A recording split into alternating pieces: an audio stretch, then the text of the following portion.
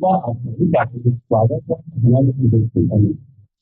और दोस्तों, ऐसा नहीं है कि मैंने एक बार नशा किया और मेरे घर वालों ने मुझे सेंटर नहीं नहीं नहीं, ऐसा नहीं है। मेरे घर वाले खुद चाहते थे कि सेंटर ना भेजें इसको। ये सच बात है कि मेरे घर वाले खुद ये चाहते थे कि बच्चा घर में ही सुधर जाए, मान जाए। सच कह रहा झूठ कह रहा बताइए बात। मेरे घर वाले मुझे सेंटर भेजना, लेकिन मैंने उन्हें मजबूर कर दिया। मैंने उन्हें ये हटाओ यार, यहाँ पे ही रख देते हो। मैंने उन्हें मजबूर कर दिया कि वो मुझे, अब देखिए समझिए, आज हम इसी बात को समझना चाह रहे हैं, क्योंकि नशा मुक्ति केंद्र में बैठ के आपको ऐसा लगता है कि मेरे को तुमने सेंटर भेज दिया, मैं सेंटर का केस था नहीं। मतलब जो भी आदमी यहाँ पर बैठकर सोच रहा है उसको लग रहा है जो मैं सोच रहा हूँ वही सही है, जो मैं सोच रहा हूँ। और अगर तुमने मुझे भेज दिया था तो ये तो बता दो कितने दिन के लिए भेजा है। और अगर तुमने मुझे मेरे तरीके से नहीं निकाला यहां से, तो फिर देख लो क्या होगा, फिर नाश होगा। अभी तक तो हो रहा था नाश, अब होगा नाश। हाँ, मतलब यहां सुधार आने की बजाय आपका दिमाग क्या कर रहा है, नेगेटिव सोच रहा है, क्योंकि आपको लग रहा है कि मुझे सेंटर क्यों भेजा, मुझे सेंटर, मैं सेंटर का केस, मैं तो 3-3 6-6 महीने अपने आप छोड़ देता था। हाँ, मैं तो अपने आप नशा छोड़ देता हूँ। पीछे भी मैंने 8 महीने शराब को हाथ नहीं लगाया, मैंने 1 साल शराब को हाथ नहीं लगाया। मैं तो अपनी मर्जी से जब मर्जी छोड़ सकता हूँ। जब मैं अपनी मर्जी से जब मर्जी छोड़ सकता हूँ तो तुमने मुझे सेंटर अब भी छोड़ देता, मैं छोड़ने वाला था, अब भी मैं। हाँ दोस्तों, आपको यही भ्रम रहता है कि मैं अपने आप ठीक।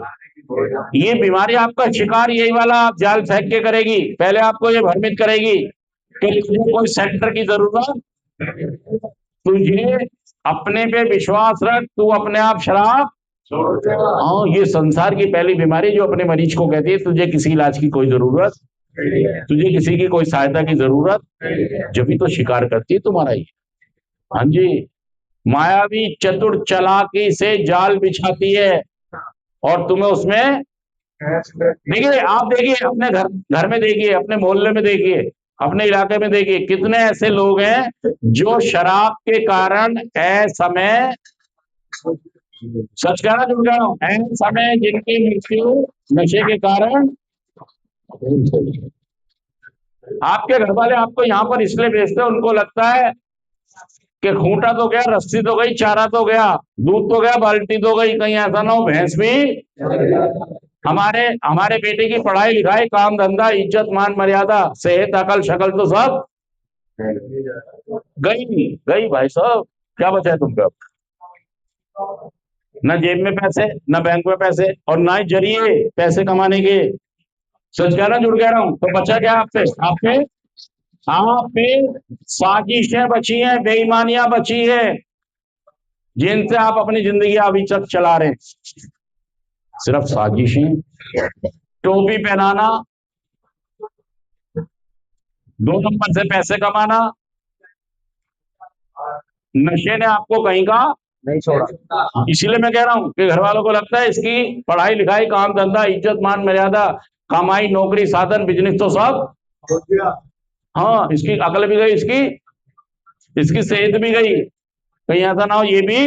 देखिए मैं ये कह रहा हूं आपसे, जब आपने नशा शुरू किया, जब आपने शुरू किया, तो ऐसा नहीं कि आपके घर वालों ने आपको कहाँ भेज दिया, पहले उन्होंने आपको समझाया बुझाया, क्या किया, समझाया, आपसे प्यार, लव केयर कंसर्न, क्या किया, लव केयर, तुम्हारी इच्छाएं पूरी की, कि बच्चा सुधारने की बात नहीं थी, आपको महात्मा जी थोड़ी बनाना था सुधर जाए। उनका इतना सा मकसद था कि नशा ना करे। कितना सा मकसद था? उसके लिए उन्होंने प्यार मोहब्बत लव केयर कंसर्न सब दिया।